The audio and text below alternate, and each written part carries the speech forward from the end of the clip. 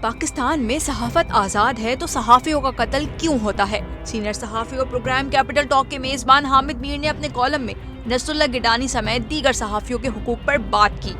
انہوں نے لکھا کہ نصر اللہ گڈانی کے قتل کو 1 سال گزر چکا۔ Council of Pakistan news papers editors CPNE کی پریس فریڈم رپورٹ برائے 2024 اور 25 میں نصر اللہ گڈانی کی تصویر دیکھ کر حامد میر کو خیال آیا کہ CPNE کی ایک ایسی ہی رپورٹ اگلے سال بھی آئے گی، لیکن اگلے سال نصر اللہ کی بجائے کسی اور کی تصویر رپورٹ میں شامل کی جائے گی، کیونکہ پاکستان میں تو صحافیوں کو قتل کرنے کا سلسلہ جاری ہے۔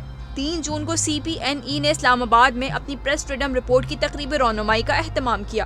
اس رپورٹ کا ٹائٹل بڑا معنی خیز ہے۔ ایک ٹی وی اسکرین پر اخباری کاغذ سے بنی فاختہ بیٹھی ہے۔ فاختہ اور ٹی وی اسکرین دونوں زنجیروں میں جکڑے نظر آ رہے ہیں اور نیچے CPNE لکھا ہوا ہے۔ شاید یہی وجہ تھی کہ اس تقریب میں ہمیں ملک کے نامور صحافی تو نظر آئے، لیکن حکومت کا کوئی نامور چہرہ نظر نہیں آیا، کیونکہ حکومت کا دعویٰ ہے کہ پاکستان میں صحافت آزاد ہے۔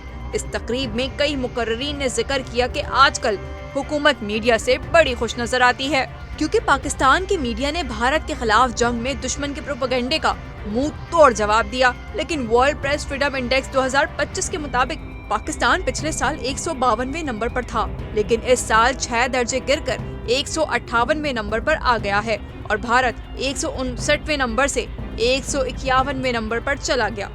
بھارت کا میڈیا جھوٹا ہے، غیر ذمہ دار ہے، لیکن وہاں پریس فریڈم میں 8 درجے بہتری آئی ہے۔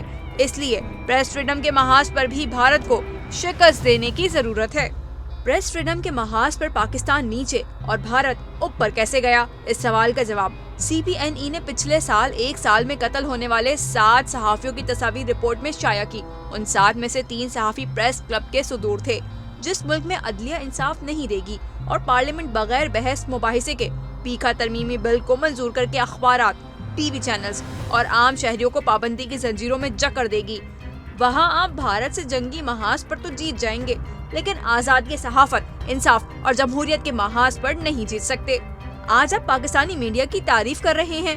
یہ میڈیا اتنا ہی اچھا ہے تو پھر اس پر اعتماد کر کے دیکھیں اور اسے زنجیریں پہنا کر رقص نہ کروائیں۔